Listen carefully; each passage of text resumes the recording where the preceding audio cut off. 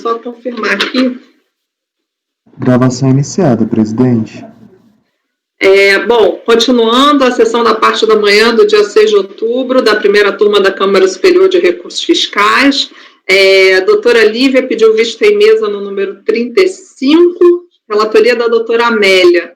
Doutora Lívia, a senhora vai solicitar a vista completa?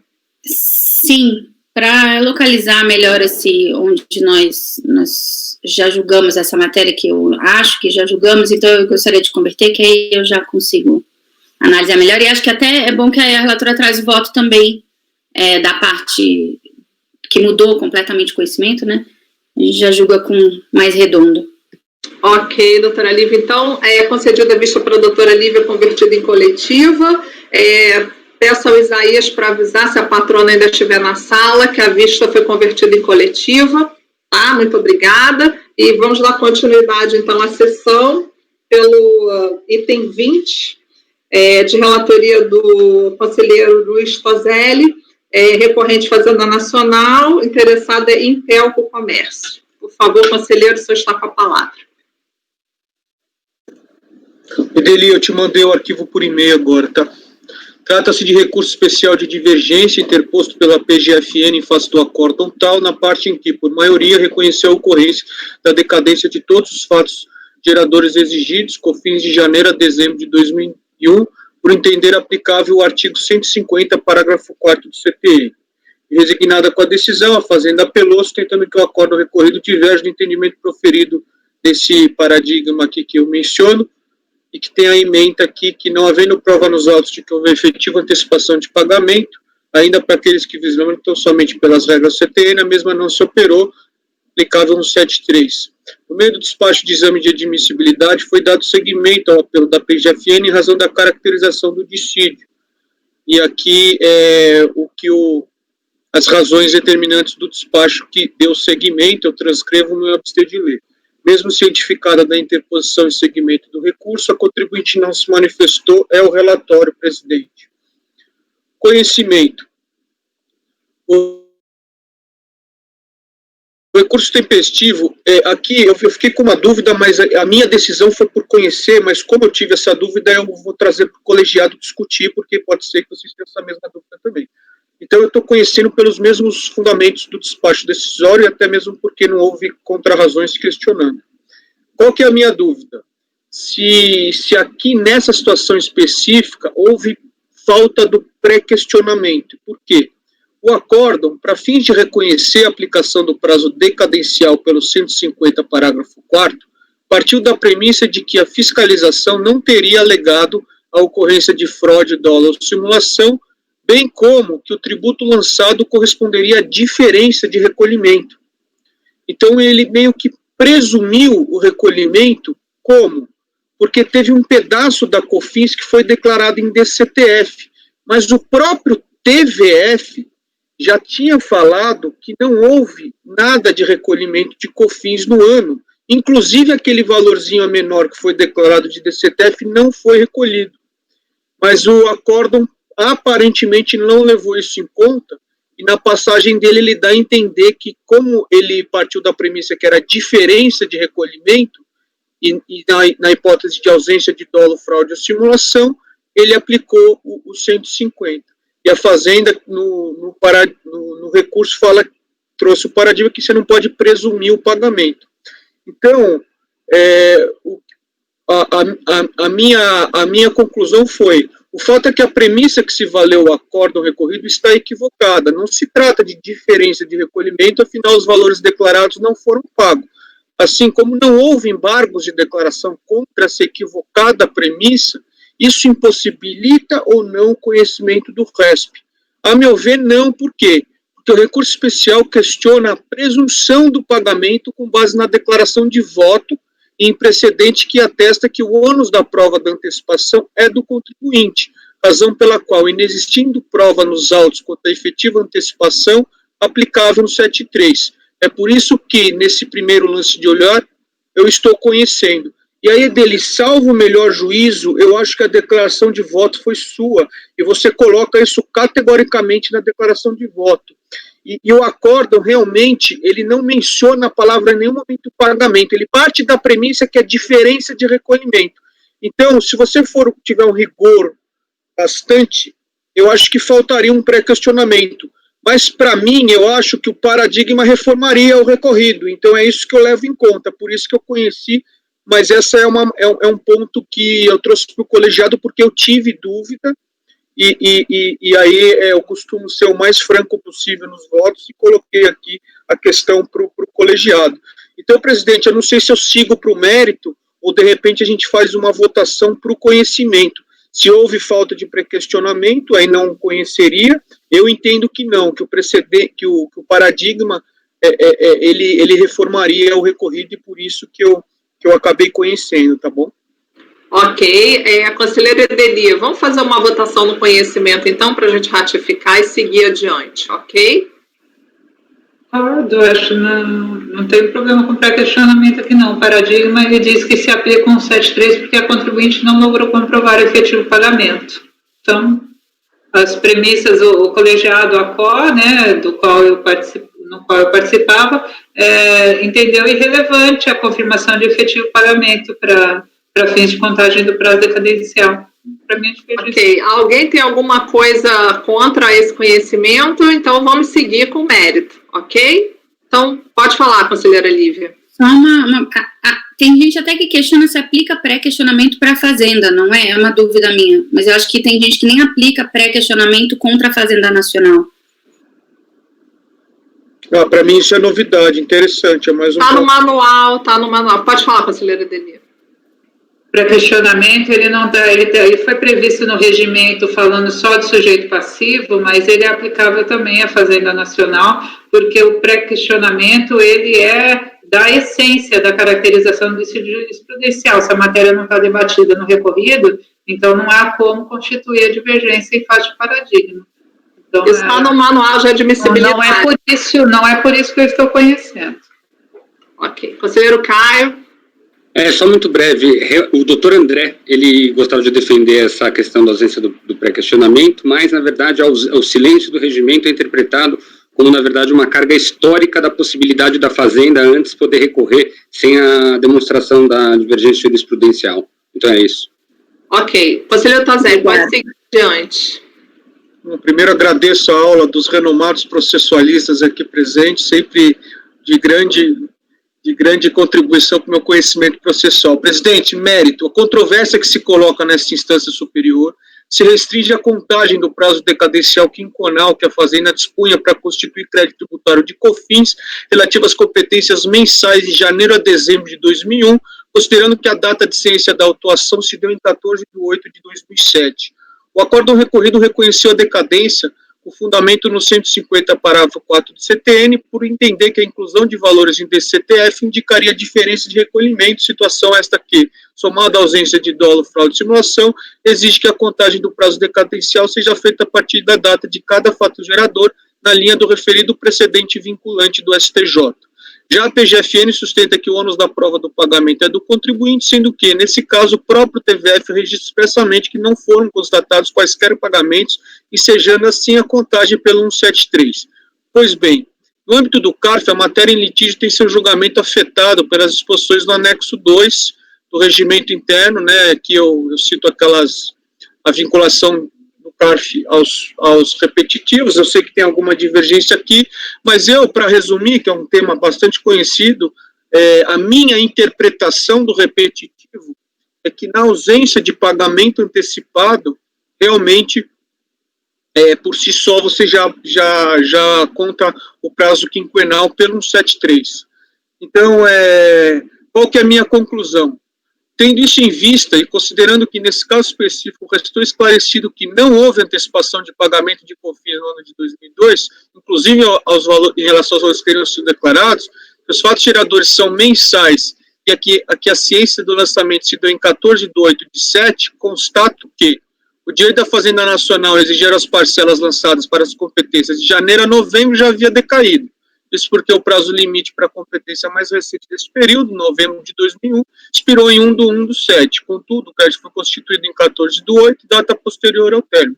Com relação à parcela de COFINS relativa à competência de dezembro de 2001, o prazo fatal expiraria apenas em 1 de 1 de 2008, porquanto a contagem de 5 anos tem início em 1 de 1 de 2003, data essa que correspondeu ao primeiro dia do exercício seguinte àquele em que o lançamento poderia ter sido efetuado, o que significa dizer que este fato gerador não foi atingido pela decadência.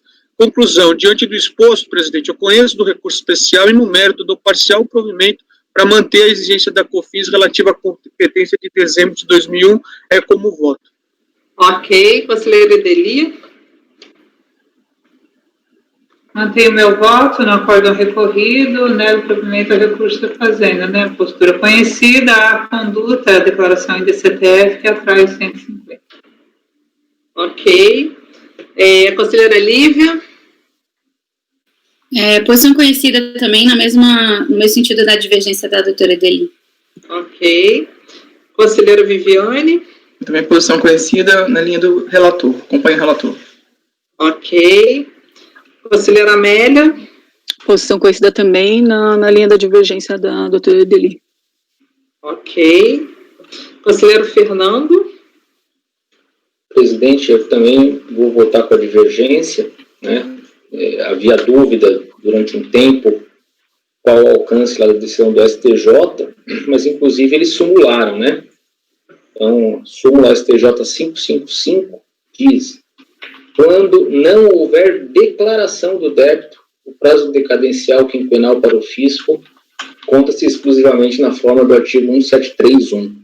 Então, o próprio STJ já simulou a questão tratando só por declaração. Então, com a divergência. Ok. Conselheiro Caio.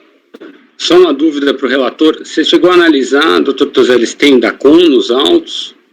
Ou qualquer outra expressão? Não, tem assim, a questão, só para fazer um esclarecimento, eu interpreto a súmula 555 que não é o débito ser COFINS ou não. Nesse caso, teve uma declaração em DCTF, por exemplo, 10, aquilo é confissão de dívida, não foi recolhido, aquilo vai ser executado pela Fazenda. Porém, aqui é uma diferença, então aqui, vamos supor, está cobrando, 40. Aquilo, para mim, como não integrou a declaração, eu afastaria a súmula 555 por isso. Não sei se tem DACOM, Caio, mas tem um pedaço da COFINS foi informado em DCTF, mas não é esse valor que está sendo exigido aqui. Aqui é diferença por omissão de receita. Lá é o que tinha sido declarado, a receita declarado e o COFINS incidente sobre a receita declarada. Aqui é um lançamento de ofício, tá bom? Perfeito, mas então essa COFINS declarada e constituída é do mesmo mês da exigência da omissão de receita? É do mesmo ano. É mensal, né? Ele declarou em janeiro. Isso, mas vamos supor, a omissão de receita, assim, em fevereiro ele declarou 10, mas em fiscalização viu que efetivamente ele deveria 40. Então o pagamento parcial ele abrange o mês em que houve a infração de omissão de receitas. Não é pagamento parcial, é declaração. No próprio mês que teve auto de infração, tinha DCTF com valores menores, exatamente. Então, nesse caso, Tozelli, eu vou pela divergência, mas por outros motivos, porque eu entendo que nesse caso, naquele mês, ou seja, o mesmo tributo que agora está sendo exigido para o lançamento de ofício, ele foi espontaneamente constituído no mesmo período. Então, na minha opinião, isso também atrairia a regra do 150, parágrafo 4º. Conselheiro Tozelli, pode falar. Essa aqui é uma situação que, pelo menos, é a primeira vez que a gente está discutindo, só para esclarecer, que é justamente, acho que é o mesmo entendimento do doutor Fernando da súmula 555, que fala que quando há declaração prévia do débito. Eu não entendo que esse débito é quando tem diferença de recolhimento, não precisa ser o mesmo do período. Para mim, aí é o valor mesmo que eu levo em conta, entendeu? Se ele tivesse declarado isso e não recolhido, seria diferente. Por isso que eu não aplico a súmula 555 nesse caso específico, que é um lançamento de ofício. O fisco teve que bater na porta do contribuinte e autuar. Por isso que, e aí, como ele não pagou nada, 173, é esse racional que eu emprego. Isso, não pagou nada do que está lhe sendo exigido agora. Não pagou nada, inclusive o valor, é esse que é o ponto, inclusive o valor que ele declarou em DCTF, ele não recolheu, por isso que eu estou aplicando 173. Ele só declarou, ele declarou 10 em DCTF e não recolheu nada, aí o fisco foi lá, os 10 ele não cobrou e cobrou mais 40, entendeu? Esclarecidíssimo. Então, presidente, registrando, eu vou votar com a divergência, mas pelos meus próprios motivos, quais sejam, houve constituição parcial do mesmo tributo devido no mesmo período. Então, eu acompanho, eu vou com a divergência por outros motivos. Perfeito. Doutor Fernando, o senhor pediu a palavra, quer falar? Pode falar. Não, é só que, com a devida vênia ao conselheiro Tozelli, né, a súmula do STJ, justamente ele diz do lançamento que não foi declarado, porque senão não precisaria de lançamento, né? Se ele tivesse declarado, não haveria necessidade de lançamento. A súmula ela trata justamente da hipótese em que há uma declaração parcial, ainda que de um tributo devido no período, e o fisco discorda daquela declaração e vai fazer um lançamento para complementar o valor devido pelo contribuinte, né? Mas respeito, obviamente, o posicionamento de todos. Bom, meu voto é o seguinte, diante é porque para mim, tendo qualquer pagamento e havendo uma declaração de confissão de dívida declarada nesse pagamento lá, qualquer que seja, nem que fosse R$1, aí eu conto do 150, tá? Quando não tem pagamento nenhum, nem tem declaração nenhuma, aí a minha regra é do 173. Então, deixar claro que, então eu vou votar com a divergência e eu quero fazer declaração de voto, tá? Então, vou deixar consignado o meu voto também nessa situação, que eu acho que é a primeira vez que, não, eu acho que eu peguei só uma vez, acho que foi no Cerro Azul. Então, eu vou votar com a divergência. Então, aqui ficou conhecido por unanimidade e foi negado o provimento por maioria. Eu e o doutor Caio, eu vou fazer dever, né? O doutor Caio entende por outros motivos, né? Vou negar o provimento dele, depois ajeito aqui. Vou deixar consignado na gravação,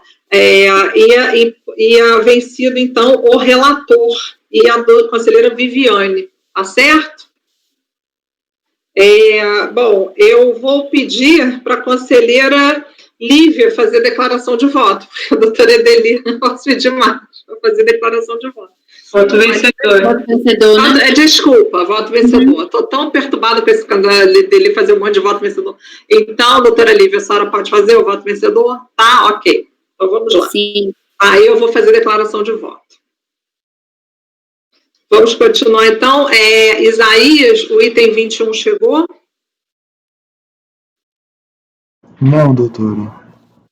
Bom, eu vou dar mais um tempo, vou passar para o 22, que é da conselheira Amélia, tá? E vamos em frente. Vai perder a hora dele, infelizmente. Conselheira Amélia, item 22, DORES, participações e empreendimentos. Só está com a palavra quando estiver pronto. Edeli, você quer que eu te mande? Sim, nessa manhã toda. Eu só vou tentar resolver meu problema na hora do almoço.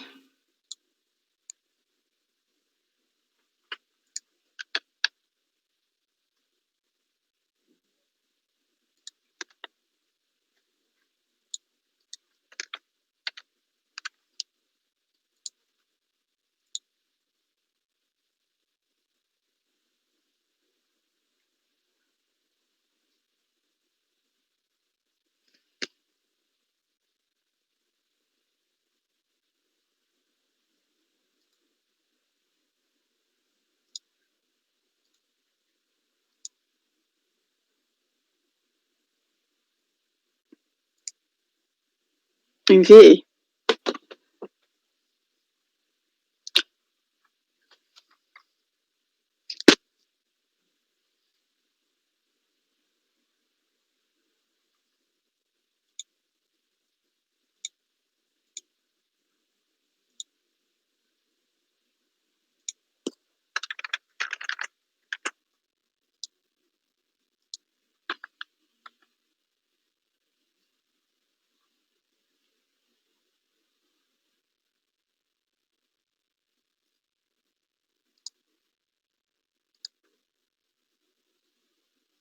Conselheira, quando estiver pronto, pode começar, tá? Recebeu, Edeli? Posso começar?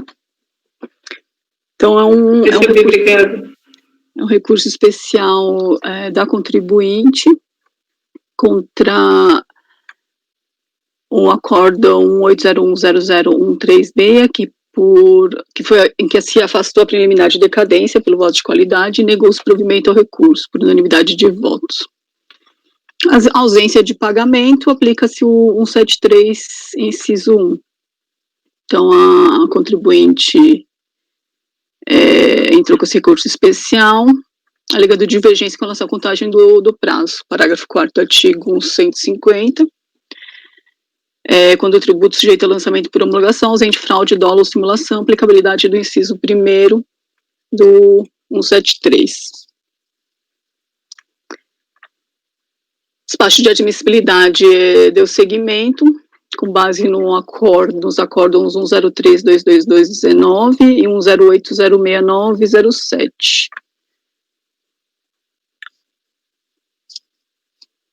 A PGFN foi devidamente intimada, apresentou contrarrazões, pugnou pela inadmissibilidade. O recorrente apresentou, esta é a questão do conhecimento, apresentou mais de 2 paradigmas e não indicou a prioridade da análise. Apenas os 2 primeiros acordos citados é que devem ser analisados e que ambos não preenchem o requisito de admissibilidade. Quanto ao mérito, pugna pela manutenção do acordo recorrido diante da não ocorrência da antecipação do tributo apurado, devendo ser aplicada a regra do 1731, independente da ocorrência de fraude, dolo ou simulação.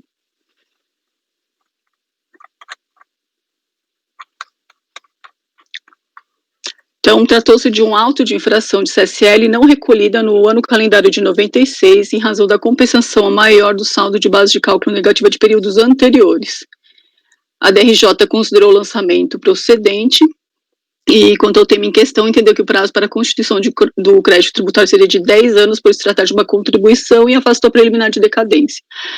A turma qual, por sua vez, também afastou a preliminar de decadência, pois entendeu o voto vencedor ser relevante o fato da empresa não ter efetuado nenhum pagamento da CSL no ano calendário, e nem declarou qualquer débito em DCTF. E dessa forma, não se falaria a aplicação do 150, pois não havia conhecer a existência do fato gerador, não havendo que se homologar. Quanto ao conhecimento, ressalto que a PGFN pugnou pelo não seguimento do recurso especial em razão de 2 pontos.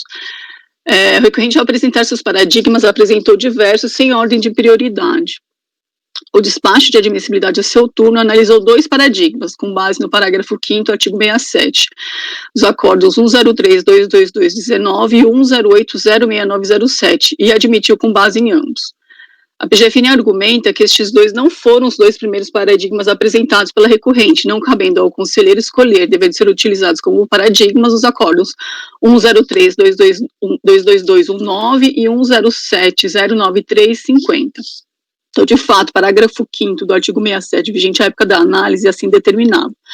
Na hipótese de apresentação de mais de 2 paradigmas, caso o recorrente não indique a prioridade de análise, apenas os 2 primeiros citados no recurso serão analisados para fins de verificação da divergência. Segundo essa determinação, os acordos a serem analisados deveriam ser aqueles indicados pela PGFN, já que na ordem apresentada eram os 2 primeiros de fato. O primeiro acordo foi analisado. Quanto ao segundo, conforme a norma citada, não pode ser considerado. Quanto a este acordo admitido, a outra argumentação da recorrida é que este acordo fora reformado pela primeira turma da Câmara Superior, tendo seu entendimento alterado. Realmente, de acordo com o parágrafo 15 do artigo 67. Então, realmente, o acordo mencionado foi reformado, porém, na data da interposição do recurso especial, a respectiva decisão ainda não havia sido publicada, em que pese a sessão ter ocorrido em 2011, ela se deu apenas em 20 de 10 de 2015, e o recurso especial foi interposto em 26 de abril de 2013. Então, eu entendo que este primeiro paradigma apresentado é admitido serve para análise do conhecimento. Então, aqui eu trago a ementa, né, e o voto condutor. Neste caso, o fato de não ter havido pagamento dos tributos não foi suficiente para se aplicar o 1731, devendo se levar em conta a atividade de apuração do contribuinte, bem diferente do decidido do acordo recorrido. Por essa leitura, entendo que este acordo paradigma serve para demonstrar a divergência jurisprudencial necessária. Então, eu conheço o recurso especial do contribuinte com base nesse primeiro acórdão paradigma apresentado.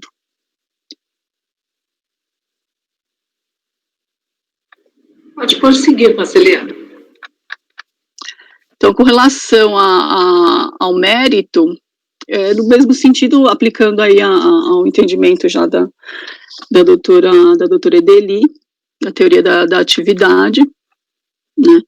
Eu verifico que o contribuinte, ele transmitiu a DIPJ 97 e 96, conforme se verifica da folha 52, em que se observa que compensou a base de cálculo negativa de anos anteriores, não apurando o valor a pagar. Então, eu entendo ser aplicável o artigo 150, parágrafo 4º, e nessa linha, o início da contagem para cadencial se dá em 1º de janeiro de 97, findando em 1º de janeiro de 2002, tendo assim se ocorrido 22 de fevereiro de 2002, extinto o direito da Fazenda Nacional de constituir o crédito tributário. Então, eu reformo o acordo recorrido para aplicar o 150, parágrafo 4º. Conheço do recurso especial e no mérito dou-lhe provimento. É o voto. Ok, conselheira Edeli. Com a relatora, esclarecendo, eu teria alguma dúvida quanto a conhecimento, porque esse paradigma, na minha interpretação do RESP, do repetitivo, ele é contrário ao repetitivo, né? Mas eu sei que isso é a minha interpretação, então não vou colocar essa objeção ao conhecimento.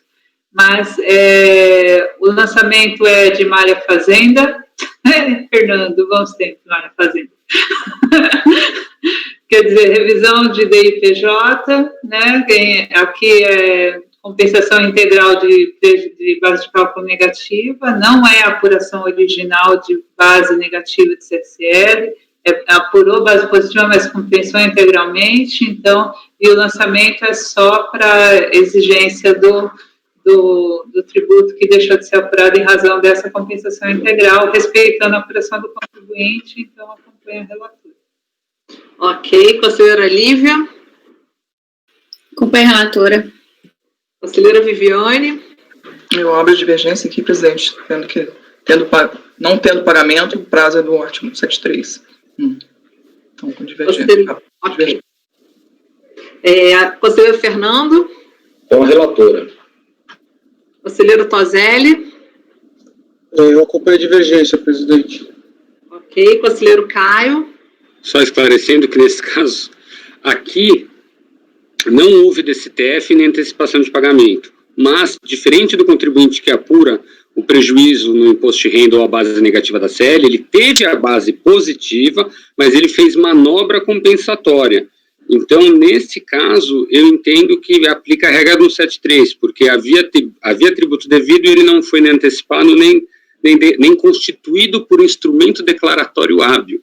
Ok? Então, só registrando o porquê eu vou com a divergência, que é diferente da divergência da doutora Viviane. Tá, ok. Só esclarecendo, conselheira relatora, uma pergunta. Existe alguma... a declaração veio zerada, pelo que eu entendi. Não tem nenhum tributo... Qual DCTF ou DIPJ?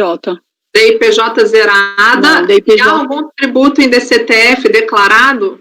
Na verdade, a DIPJ, ela tem uma apuração, só que o valor devido foi zero em razão da compensação. Né? Não, tudo bem, mas tem algum tributo, ele declarou em DCTF para esse... Não, DCTF não. Não, então eu voto com a divergência também. Então, nesse caso, a gente fica com... Oi, fala. Mas ele não tinha imposto devido no período para também informar em DCTF, né? Não, essa parte eu entendi. Doutor Fernando, pode falar. Presidente, salvo engano, esse auto de infração é do ano calendário de 96, na época em que a DIPJ fazia, às vezes, de confissão de dívida. Não? Não é isso? 97 é que ela deixou de ser para 98. Tem uma época meio nebulosa. Ele não informa, desculpa. Pode falar, Caio.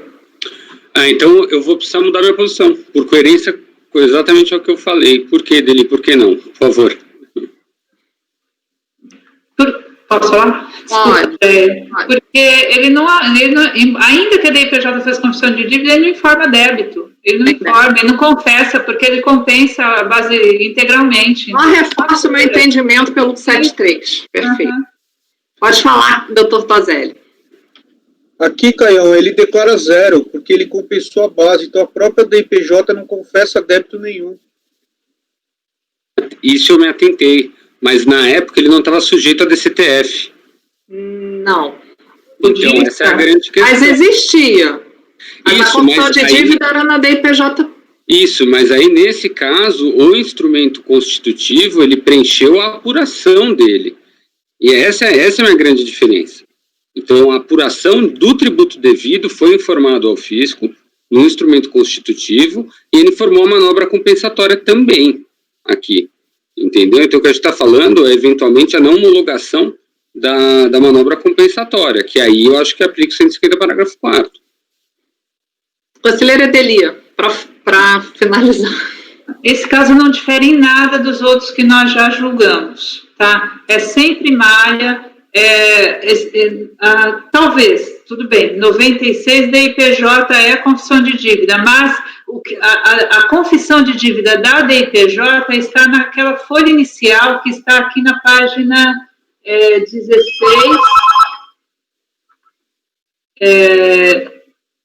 só um minutinho, desculpa.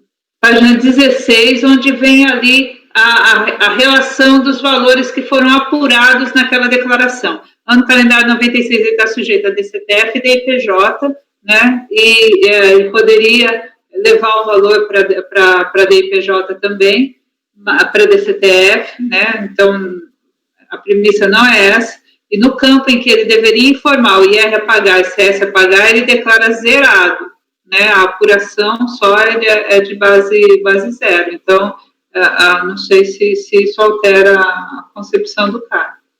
Fala, doutor Caio, como o senhor vota, então? Esclarecidíssimo, agradeço e mantenho o 731. Perfeito. Então, aqui no nosso resultado, deu por determinação legal da 13988, do 19E, foi dado provimento parcial ao recurso, vencidos, né, Viviane, Toselli, Caio e eu, tá? E aí a tese vencedora é a da relatora, então não precisa de voto vencedor, ok? Agora vamos lá voltar para o 21, que temos o vídeo, né? Então, quer dizer, o patrono, o Isaías, o patrono se encontra presente? Não, doutora. Tá, então, como nós... Pode falar, Lívia. Não é provimento parcial, é provimento, né? A relatora deu provimento parcial. Doris? Deixa eu só ver aqui, confirmar. 22, é isso?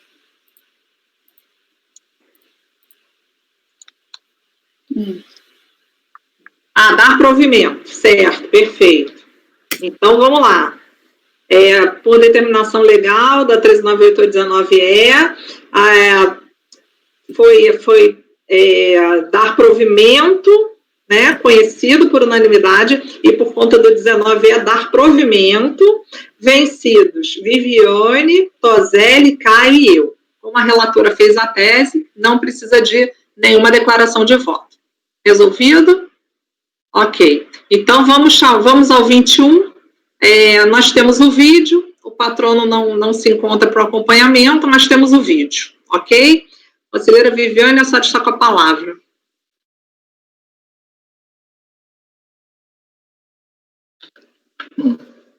Aqui é o recurso da Fazenda. Em face do acordo, por unanimidade de votos, deu provimento ao recurso.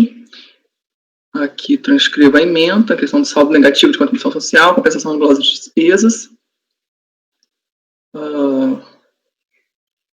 Considero que pode ser feito, então, a glosa de despesas mesmo no âmbito do procedimento de análise de compra, mas somente dentro do prazo decadencial do artigo 150 do CTN. Ao contrário, proceder-seria ao lançamento por meio indireto, né, aquela tese conhecida. Cientificada, PGFN depois de recurso especial, suscitando divergência. Em relação à sujeição à análise de liquidez e certeza do crédito pela administração tributária, ao prazo decadencial quinquenal previsto no artigo 150, parágrafo 4 do CTN, aplicável aos lançamentos por homologação. Trouxe por conta o paradigma. E recurso fazendário aduz em síntese, quanto o contribuinte pleiteiro o ressarcimento do saldo negativo deve o fisco averiguar o montante indicado está líquido e certo. Então, necessariamente analisar todos os elementos de quantificação do tributo. Uma coisa é dizer que o fisco não poderia, depois de ultrapassado o prazo decadencial, constituir o crédito tributário lançando diferença de tributo a menor. Outra coisa é a dizer que a aferição do montante do indébito, o fisco tem prazo para homologar o pedido de compensação, não poderia, então, apurar a liquidez e certeza do crédito apontado pelo contribuinte. Tá? Essa tese é acatada pelo acórdão recorrido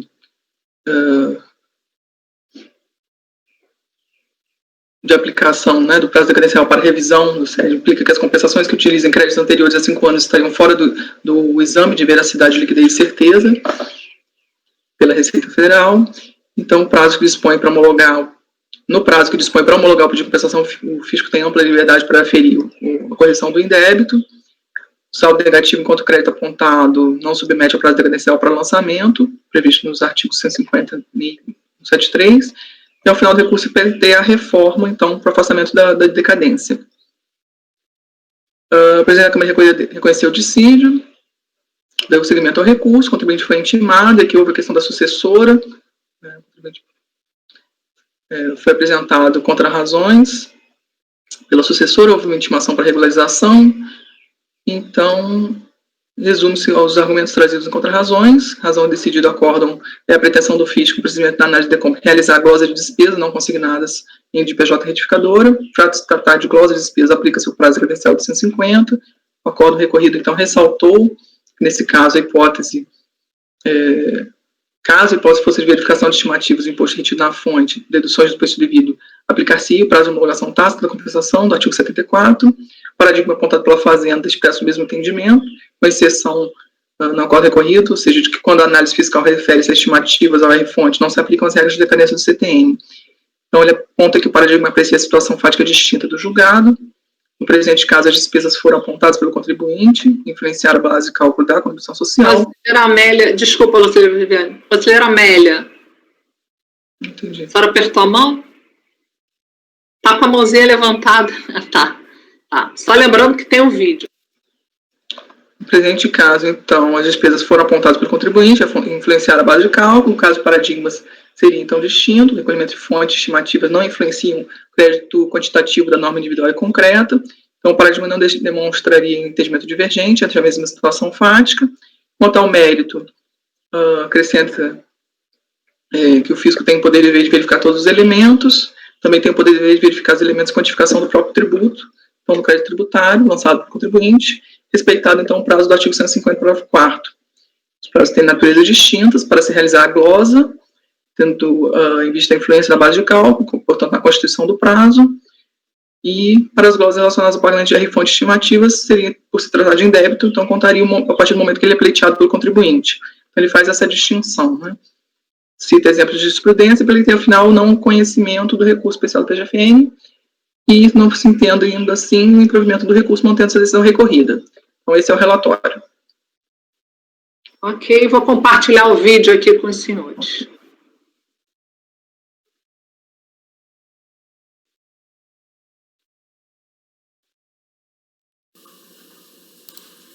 Bom dia, senhores conselheiros, senhora relatora, doutora Viviane.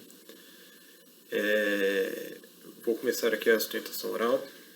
Inicialmente, nós vamos citar uma preliminar de não conhecimento do recurso especial da Fazenda.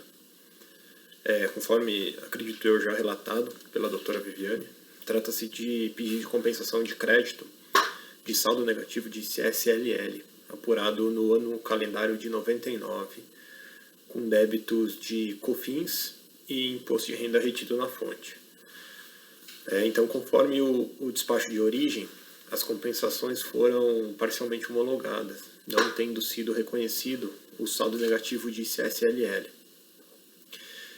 E segundo o entendimento da DRF de origem, a recorrente deixou de adicionar na determinação da base de cálculo da contribuição social as despesas /provisões, né, de depósitos judiciais e COFINS compensável, que é a questão do aumento da alíquota, né, da Lei 9.718.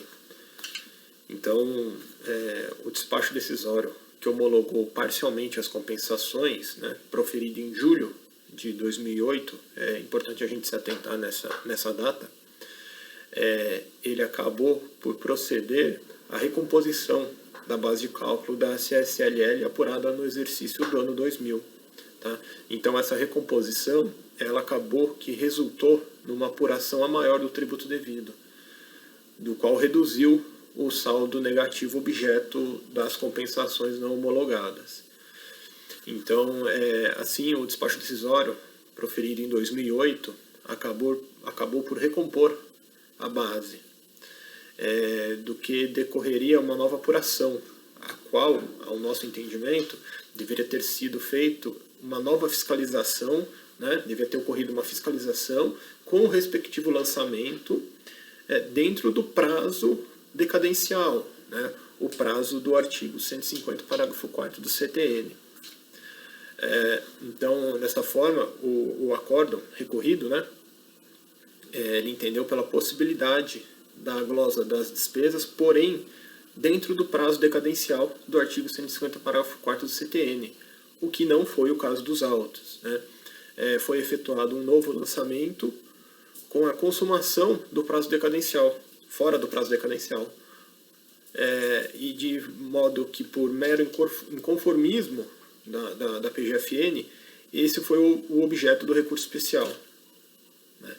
É importante destacar que, apesar do acórdão recorrido ter aplicado ao caso a decadência do direito de glosa de despesas, ele deixou assente a possibilidade do fisco revisar e glosar despesas incorridas na apuração do RPJ e da CSLL, e bem como das estimativas e recolhimentos de tributos retidos na fonte. Não obstante, para o caso desses últimos, né, os tributos retidos na fonte e estimativas, por não se tratarem de apurações de crédito tributário, mas de indébito do contribuinte, o prazo do artigo 150, parágrafo 4º, não seria aplicável. Então, ao entender do acórdão recorrido proferido pela Câmara Baixa, acaso tratasse de verificação das estimativas de imposto de renda retido na fonte, o prazo seria contado com base no artigo 74, parágrafo 5º da Lei 9.430. Né? E como se viu, por tratar de glosa de despesa, no presente caso, não seria aplicável o prazo prescrito na Lei 9.430, e sim o prazo do artigo 150, parágrafo 4º. Contudo, senhores e senhoras, senhores conselheiros e senhoras conselheiras, como vocês podem observar, né, o único acórdão paradigma colacionado no recurso especial trata exatamente da revisão de IR retido na fonte e estimativas, né? Então, deste modo, é claro que não há divergência entre os acórdãos, o recorrido e o paradigma, na medida que ambos entendem pela não subsunção do artigo 150, parágrafo 4º do CTN para os casos de IR retido na fonte, bem como de estimativas, tá ok? Bem que para estes não se está a tratar da constituição de novo crédito tributário, né? Não estamos falando da constituição de novo crédito tributário, né? Dessa forma, além de inexistir, né, além da inexistência, melhor dizendo, de divergência entre os acórdãos, está claro que o acórdão paradigma não se aplica ao caso, vez que no caso dos autos houve glosa de despesas e, portanto, com a natureza jurídica totalmente diversa, né, portanto, há uma natureza jurídica totalmente diversa do acórdão paradigma. Aqui, no acórdão recorrido, nós estamos tratando de glosa de despesas, né? Desta forma, por ausência de um acórdão paradigma que se aplique ao caso, a gente está pugnando pelo não conhecimento do recurso especial fazendário. Desta forma, né, feita essa explanação acerca do não conhecimento do recurso especial, quanto ao mérito, a recorrida requer o improvimento do recurso especial, mantendo-se, né, o acórdão recorrido, uma vez tratar-se o presente caso de glosa de despesas que compõe a base de cálculo da CSLL, né, reconhecendo-se a ocorrência, mantendo-se, né, a ocorrência da decadência em conformidade com o artigo 150, parágrafo 4º do CTN. Então era isso que eu tinha a dizer. Agradeço a atenção de todos e um bom dia.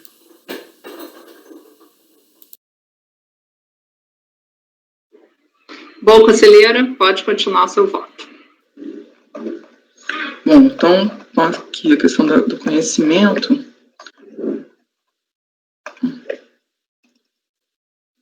O recurso, então, da Fazenda tem esse questionamento, revisa e discutir, então, o prazo decadencial, que se sujeita na análise da liquidez e certeza do crédito pela administração tributária, contra razões, o contribuinte está protestando pelo não conhecimento, traindo situações distintas, paradigma expresso entendimento também manifestado a título de exceção no acordo recorrido.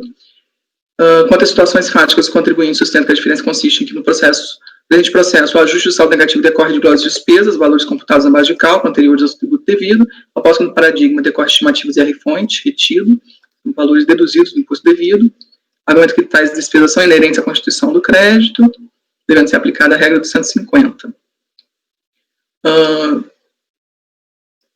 Aqui, como já foi relatado, de outro lado, as estimativas e retenções na fonte são valores para bater o saldo recolhido, nada se relaciona com a constituição do novo crédito. Então, observe que o contribuinte propõe como distinção de situações fáticas o que é o próprio mérito do recurso em exame. Explica-se. Como se depende do relatório do acordo recorrido, trata o processo de decomp, pretende utilizar o saldo negativo de contribuição social no ano base 99, valor original de 1 milhão e pouco, para compensar débitos de PIS/COFINS de 2003. A compensação foi parcialmente denegada em razão da análise fiscal haver concluído que o saldo negativo de contribuição do ano base 99 era inferior ao informado nas decomp. O espaço decisório da unidade de origem observa que para a verificação do crédito informado nas decomp, saldo negativo de contribuição social, foi necessário estender a análise dos dados até o ano calendário 95. Em seguida, analisa a apuração da contribuição social desde o ano base, 95 até 99, identificando os saldos negativos apurados e compensados ano a ano. Ao final, apura o valor remanescente, saldos negativos dos períodos anteriores, disponível para as compensações decomp tratadas no presente processo. A verificação da liquidez e certeza do crédito informados da decomp, saldo negativo de contribuição ano base 99, a autoridade fiscal constatou que o contribuinte deixara de adicionar na apuração da contribuição social valores indedutíveis, tributos depositados judicialmente, 1/3 da COFINS compensada. Em decorrência, concluiu que o saldo negativo de contribuição no ano 99 era inferior ao informado pelo contribuinte nas decomp.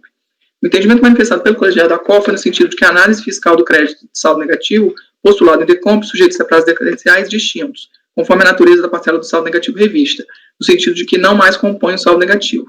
A teor da decisão recorrida, se a parcela revista é estimativa ou retenção do imposto na fonte, aplica-se o prazo do artigo 74 da 9430. Parágrafo 5º da 9430. Se a parcela revista é componente da base de cálculo, despesa, por exemplo, como no caso, aplica-se então o prazo do artigo 150, parágrafo 4º, consoante o trecho aqui reproduzido. Aqui vou poupar a leitura, mas é nesse sentido, então. Assim como visto, o acordo recorrido entende que quando o contribuinte informa saldo negativo com crédito de decomp, o prazo que a autoridade fiscal dispõe para rever o dito saldo negativo depende da natureza da parcela revista. Se componente da base de cálculo, aplica-se o artigo 150, parágrafo 4º. Se é abatimento do imposto a pagar, então aplica-se o artigo 74, parágrafo 5º da 9430. O recurso da PGFN sustenta que, em se tratando de verificação fiscal da liquidez e certeza do direito creditório postulado em decomp, aplica-se sempre o prazo do artigo 74, parágrafo 5º da 9430 e apresenta paradigma nesse sentido. Aqui a relevância ou não da natureza da parcela revista é a questão que diz respeito ao próprio mérito da lei submetida ao exame deste colegiado. As situações fáticas apresentadas no presente processo no paradigma são semelhantes nos aspectos relevantes para a divergência suscitada, quais sejam revisão pela autoridade fiscal de saldo negativo postulado como direito creditório em decomp. Quanto à suposta convergência entre o paradigma e o acordo recorrido, pois ambos aplicam o prazo do artigo 74, parágrafo 5º, quando as parcelas revistas, o saldo negativo alegado, sejam estimativas e fonte, não há prejuízo ao recurso especial do PGFN. Afinal, a tese recursal é de que o prazo para verificação fiscal do crédito postulado em decomp é sempre do artigo 74, parágrafo 5º da 9430, que é o prazo de homologação tácita do decomp. E o paradigma suporta a tese recursal. Tem de destacar que o paradigma não definiu que o prazo era do artigo 74 porque se tratava de revisão fiscal de estimativas e fonte. Incidentalmente, tais foram as parcelas revistas pela autoridade fiscal naquele processo, mas não foi esse o fundamento invocado pela turma julgadora para a definição do prazo decadencial. O paradigma considerou que a revisão fiscal do saldo negativo, de verificação de certeza, não equivale à constituição do novo crédito tributário para a cobrança de tributo no ativo período e sujeita-se apenas ao prazo do artigo 74, parágrafo 5º. Nesse sentido, confira-se trechos do acordo paradigma 1301-00420. Aqui acho que é importante, então, fazer a leitura. Por ocasião do julgamento, a patrona da causa suscitou na tribuna a questão preliminar, tinente a alegação de decadência do prazo da direito da fazenda, de revisar o direito creditório trazido à compensação, saber o saldo negativo de RPG-PJ. A arguição da interessada foi no sentido de que, em se tratando de tributo sujeito à promulgação, o saldo negativo por ela apurado estaria definitivamente consolidado, decorrido o prazo de 5 anos. A decisão administrativa que reconheceu parcialmente o direito creditório proferido na data tal não mais poderia revisar aquele saldo, estando o direito à Fazenda Nacional fulminado pela decadência. Sobre esse ponto que surgiu a discussão. Os artigos CTN mencionados tratam da extinção do direito à Fazenda Nacional de constituir créditos tributados a seu favor. Por outro lado, no caso vertente, se procedeu à análise de um alegado direito creditório do contribuinte. Tal análise se propunha verificar a liquidez e certeza do crédito invocado. Não se poderia cobrar novo imposto, mas é perfeitamente possível a recusa de restituição, consequentemente de compensação, de um crédito tributário já anteriormente aproveitado ou parcialmente inexistente. E isto nenhuma relação guarda com o prazo decadencial para constituir crédito tributário, de que trata os artigos CTN supramencionados. A decisão foi, então, rejeitar a alegação de decadência do Estado da tribuna. Então, o racional da decisão paradigma mostra-se apto, portanto, a reformar a decisão recorrida. Considerando estabelecida a divergência presentes demais pressupostos recursais, voto que deve ser conhecido recurso especial interposto no presente caso. E o presidente quer continuar no mérito? Pode falar, conselheira Delia, pode falar. Depois, conselheira Lívia, pode falar. Está sem voz, conselheira. F8. Eu acho que seria bom votar o conhecimento, eu estou com dificuldade aqui para conhecer o recurso. Ok. Conselheira Lívia? Mesma observação. Ok. Então, vamos lá. É que há uma dúvida, a conselheira Viviane entendeu de uma forma diferente aqui o que foi dito, e eu estou lendo o voto do paradigma, e está me parecendo que o conselheiro Valdir, na verdade, quis dizer da impossibilidade de revisar a base de cálculo, quando já alcançado pela decadência. É que ele constrói a frase da seguinte forma: tal análise se propõe a verificar a liquidez e certeza do crédito invocado, ou, em outras palavras, verificar sua composição, se o imposto de renda na fonte foi efetivamente retido, se as estimativas foram de fato recolhidas, etc. Por certo que, acaso a pretensão da Fazenda fosse de constituir novo direito creditório, mas não é, ou de revisar a base de cálculo do tributo, seu direito já estaria alcançado pela decadência. Não se poderia cobrar novo imposto, mas é perfeitamente possível a recusa da restituição. Eu tenho para mim que, quando ele fala que revisar a base de cálculo do tributo, ele não está falando no âmbito de lançamento. Como ele colocou antes aqui que o caso dos autos era de verificar a retenção na fonte, se as estimativas foram recolhidas, e depois fala que se a pretensão da Fazenda fosse outra, eu acho que aqui nessa parte ele não está falando de lançamento, eu acho que ele está falando de revisão de base de cálculo no âmbito de restituição. Eu até estava procurando aqui para ter um pouco mais de segurança ao histórico de julgamentos da 1301, mas a minha impressão é de que eles tinham ressalva quanto à revisão de base de cálculo. Conselheira Lívia, pode falar. O que está claro também é que o voto está fundado no fato de ser IR-fonte. E fala IR-fonte, eu não vou te restituir algo. Então, o nosso caso, quando não é IR-fonte, já não atrai esse raciocínio. Eu já diria que eu não saberia dizer o que a turma do colegiado diria se estivesse à frente de uma restituição, de uma revisão de base de cálculo. Mas aí tem um trecho do voto dele que parece dizer que se ele tivesse, ele ainda diria que era decadência. Então, assim, esse trecho para mim é específico. Ele está falando, se eu tivesse de constituir novo direito creditório, eu acharia que é decadência. Então, ele está dizendo que não é decadência exatamente porque ele está no R-fonte que ele não vai restituir. Então, eu acho que o caso não se aplica ao caso dos autos. Conselheira Delia?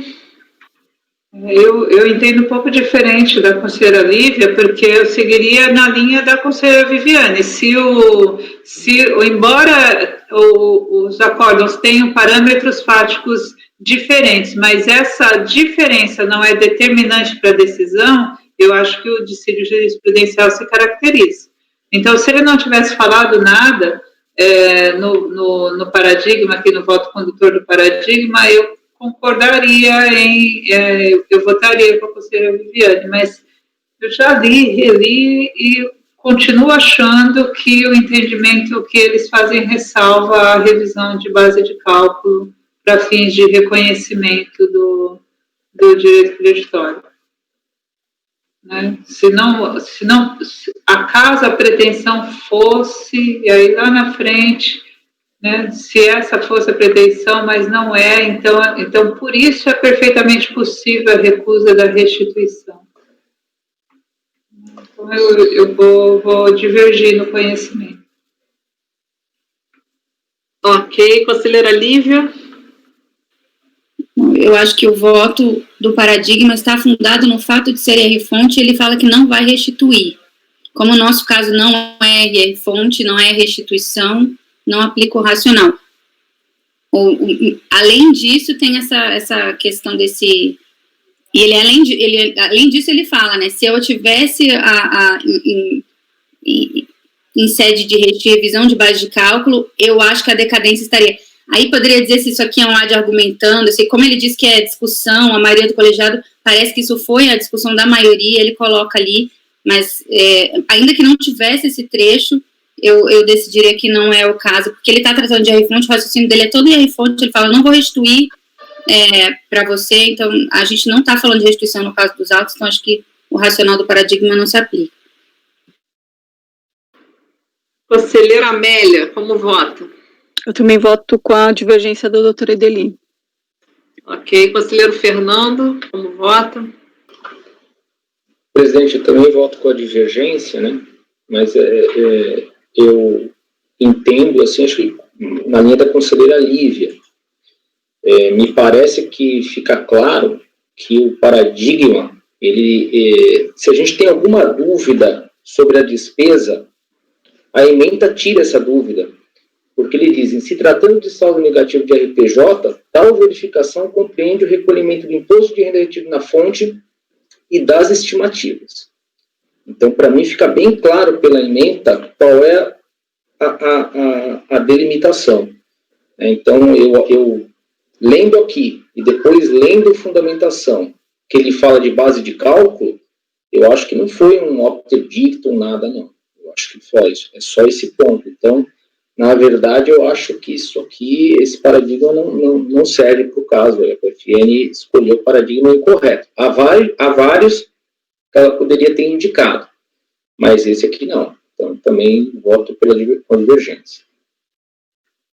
Ok, conselheiro Toselli. Embora eu concorde com a conselheira relatora no mérito, para mim essa diferença não é relevante para fins de aplicação. Realmente existem decisões que isso é extremamente relevante. E aqui é um caso que do confronto do paradigma com o recorrido, eu não consigo colocar na mesma caixinha, porque justamente um é moeda de troca, é abatimento do pós-apurado, um é base de cálculo. Então isso para mim é uma dissimilitude fática, razão pela qual eu não conheço e acompanho a divergência. Conselheira Viviane, pode falar.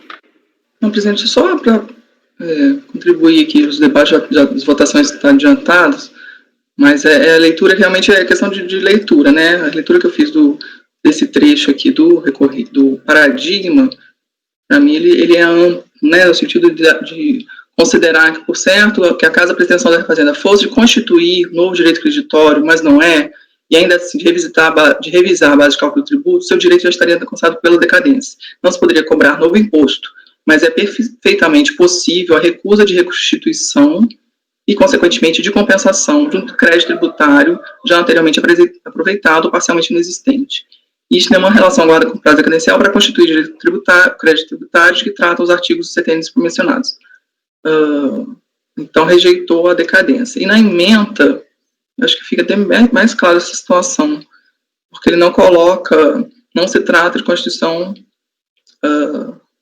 Então, a verificação compreende o reconhecimento do imposto de renda retido na fonte de estimativas. Esse procedimento não se confunde com aqueles tendentes à constituição do crédito tributário em favor da União e, por conseguinte, não se sujeita ao prazo decadencial de que trata os artigos 150 e 173. Não se trata da constituição do novo crédito tributário.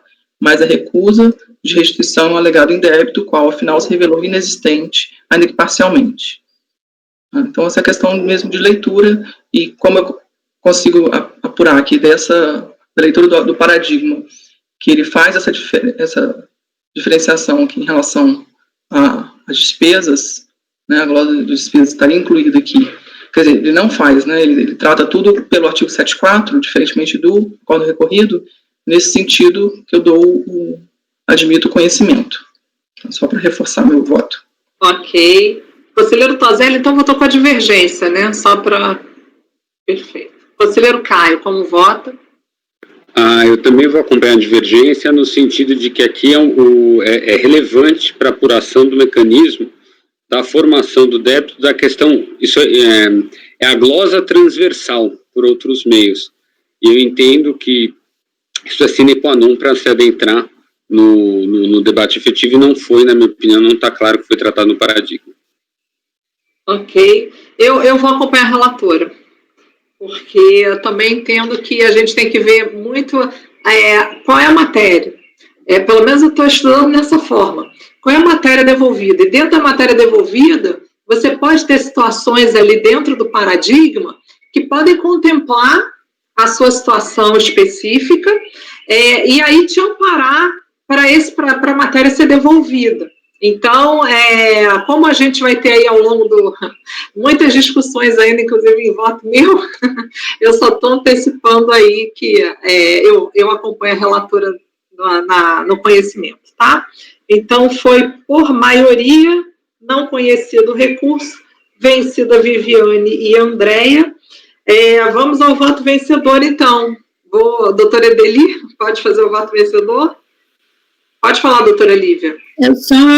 O Toselli e o Caio acompanharam a doutora Edeli ou a minha? Não, acompanharam a divergência. Eu fiquei vencida a relatora. O Fernando acompanhou a Lívia, o Toselli e o Caio só divergiram. Pode falar, conselheiro Toselli. Pelo que eu entendi, doutora Lívia, você foi pela dissimilitude fática, então, se foi essa a premissa, eu lhe acompanhei. Eu tinha entendido que você tinha, mais ou menos no meu racional, o Caio, não sei. Só para saber porque eu posso fazer o voto vencedor se eu for, senão... Tá bom. Eu acompanho... Perdão. Pode falar, conselheiro. Pelo que eu entendi do voto livre, é a mesma questão. Eu acho que essa questão da glosa por meio transversal, que na verdade não foi tratado nesse paradigma que efetivamente trata do tributo específico, entendeu? Tá. Então pode fazer, conselheira Lívia, pode fazer esse voto vencedor, porque eu acho que o seu voto está mais abrangente, ok? E abarca os conselheiros, a maioria, ok? Então tá, conselheira Lívia, voto vencedor. Mas o meu entendimento é preciso que eu gostaria que constasse que a minha divergência é em termos diferentes do da Lívia. Eu vou botar aqui, Edeli. Não aplica esse racional dela, não. Eu vou incluir o seu racional também, Edeli, mas não sei se eu menciono no meu voto. Não tem necessidade. Não conhecido em menor extensão. Não conhecido em menor extensão, ok? Então não ele arde argumentando. Não, coloca que Edeli e Amélia acompanharam as conclusões da divergência. Isso, tá. Perfeito. Então, foi não conhecido por maioria, vencidos a relatora e a Andréia. A conselheira Lívia fará o voto vencedor do não conhecimento e a conselheira Edeli e a conselheira Amélia votaram pelas conclusões na divergência, ok? Então, gente, eu queria avançar, mas Isaías, pode parar a gravação, por favor.